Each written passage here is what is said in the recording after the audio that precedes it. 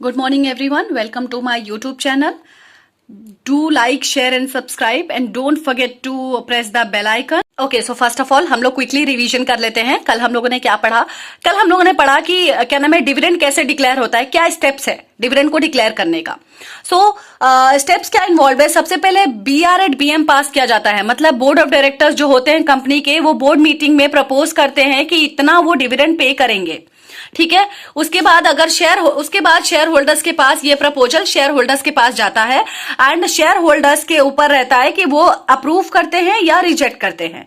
ठीक है. मतलब अप्रूव करेंगे तो वोट्स इन फेवर आना चाहिए. सो वोट्स इन फेवर, अगर 75% वोट्स इन फेवर आ जाता है तो हमारा जो डिविडेंड डिक्लेयर का प्रपोजल है वो एक्सेप्ट मान लिया जाता है. ठीक है.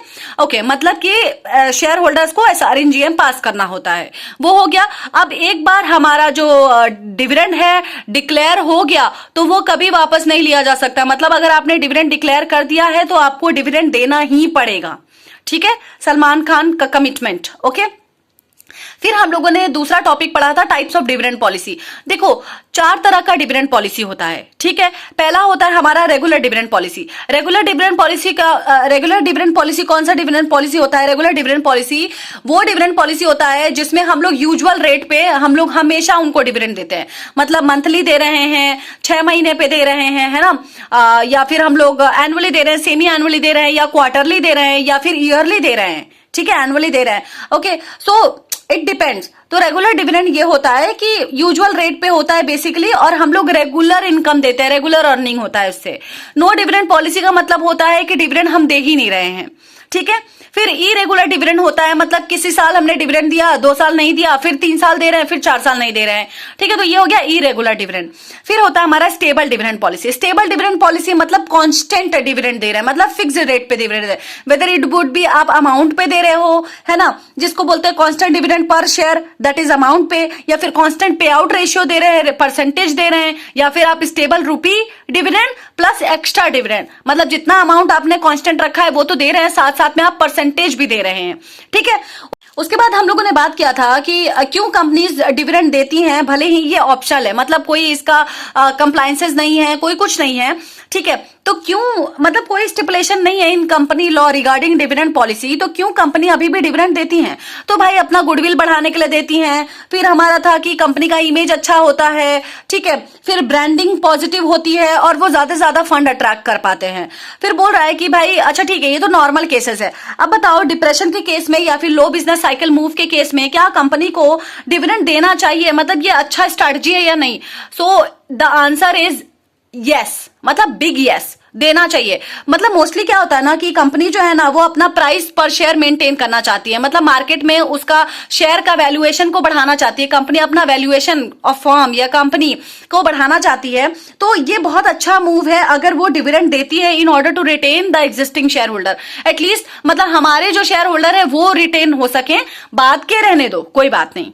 ठीक है. सो आज का टॉपिक ये था, हमारा कल का टॉपिक. आज का हमारा टॉपिक है what is R and what is Ke. R का मतलब आपको पता है क्या होता है? आर का मतलब होता है rate of return. Rate of return that is saving. मतलब कि इतना पैसा है तो अगर इतना पैसा अगर कंपनी इन्वेस्ट करती है तो उसको उस पर कितना रिटर्न मिलने वाला, ये होता है रेट ऑफ रिटर्न, है ना. अगर कंपनी इन्वेस्ट करेगी तो उसको कितना रिटर्न मिलेगा, इसे बोलते हैं हम लोग रेट ऑफ रिटर्न. केई क्या होता है? Capitalization rate. Capitalization rate is share holder का रिटर्न.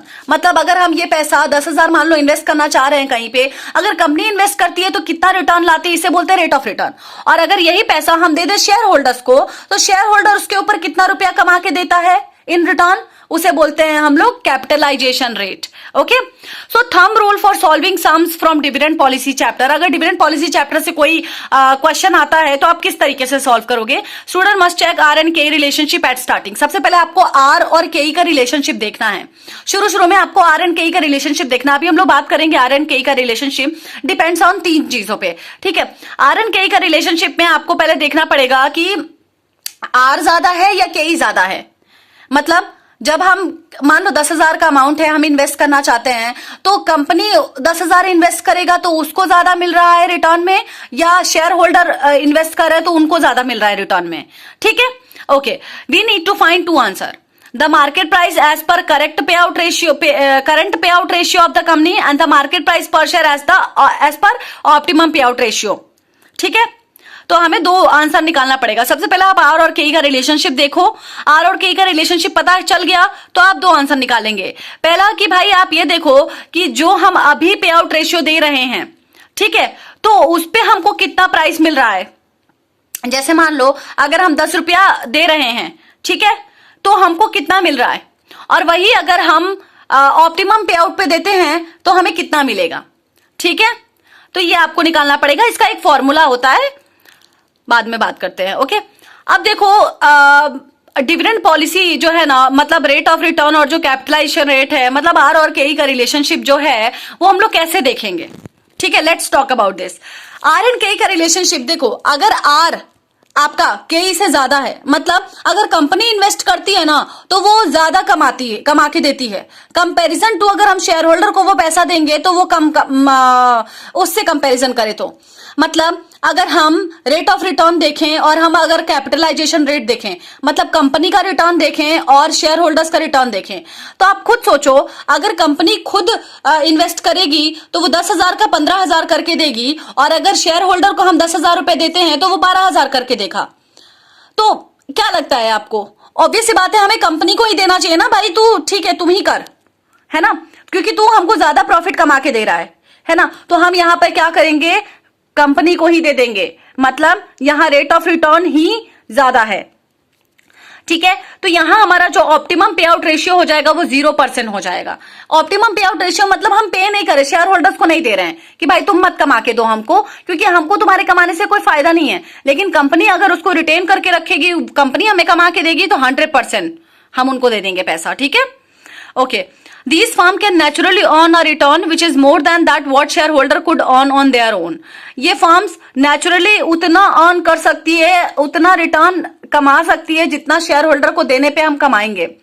शेयर होल्डर को देने पे कमाएंगे उससे ज्यादा कंपनी खुद कमा सकती है, वो होता है रिटेंशन रेशियो। ठीक है, तो यहाँ पे जब आर इज ग्रेटर देन के, मतलब आर हमें ज्यादा कमा के दे रहा है कंपैरिजन टू के, तो हम लोग क्या करेंगे, पूरा का पूरा कंपनी को दे देंगे कि कंपनी ठीक है तुम ही हमको कमा के दे। तो रिटेंशन रेशियो यहाँ 100% होगा और पे आउट रेशियो 0%।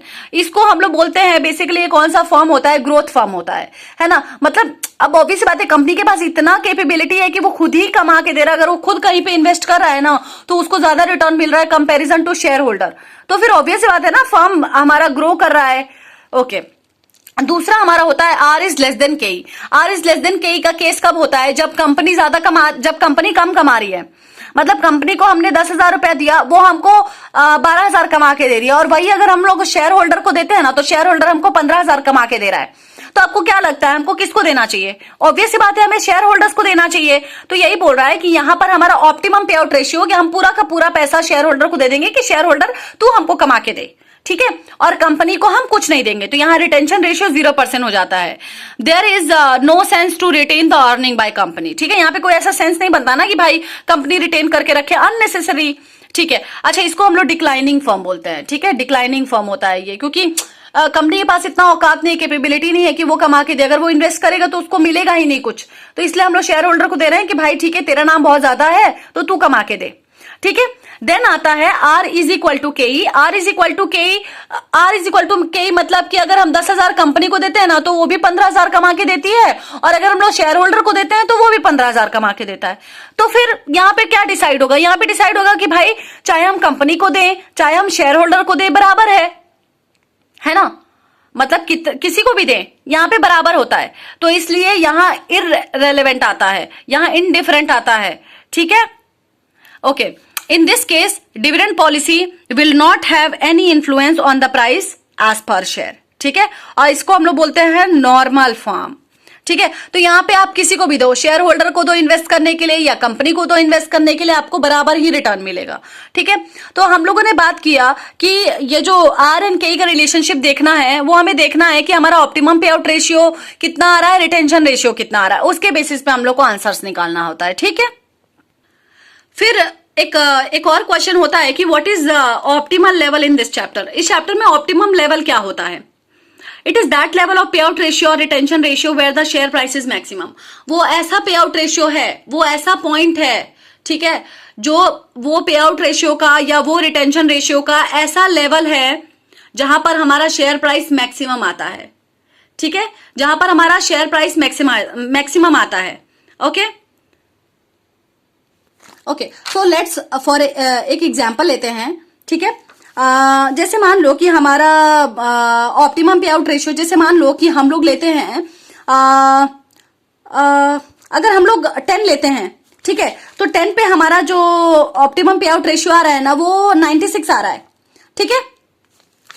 और वही चीज अगर हम लोग 12 ले लेते हैं ना तो 12 पे हमारा कितना आएगा, क्योंकि 10 पे जो है वो हमारा मैक्सिमम है ये, तो चाहे तुम 12 ले लो चाहे तुम 8 ले लो, ये जो है हमारा हमेशा राइट हैंड साइड को बढ़ेगा, मतलब ये हमारा हमेशा कम आएगा, लेफ्ट हैंड साइड को बढ़ेगा, सॉरी ये हमारा हमेशा आएगा 90 आएगा, कभी ये 88 आएगा, ठीक है। मतलब ये जो पॉइंट है ना, ये पॉइंट हमेशा मैक्सिमम होता है, ठीक है। और इससे आप चाहे पीछे लो चाहे आप इससे आगे लो, मतलब बड़ा वैल्यू लो या छोटा वैल्यू लो, लेकिन अगर ऑप्टिमम लेवल लाना है तो ऑप्टिमम लेवल यहाँ पे इसका शेयर प्राइस मैक्सिमम होता है, ये ऑप्टिमम लेवल पे ये जो शेयर प्राइस है वो मैक्सिमम होता है, ठीक है। और अगर आप पीछे जाते हैं आगे जाते हैं, डजंट मैटर, आपका हमेशा इससे कम वैल्यू आएगा, हमेशा 96 से कम वैल्यू आएगा, इतना श्योर है।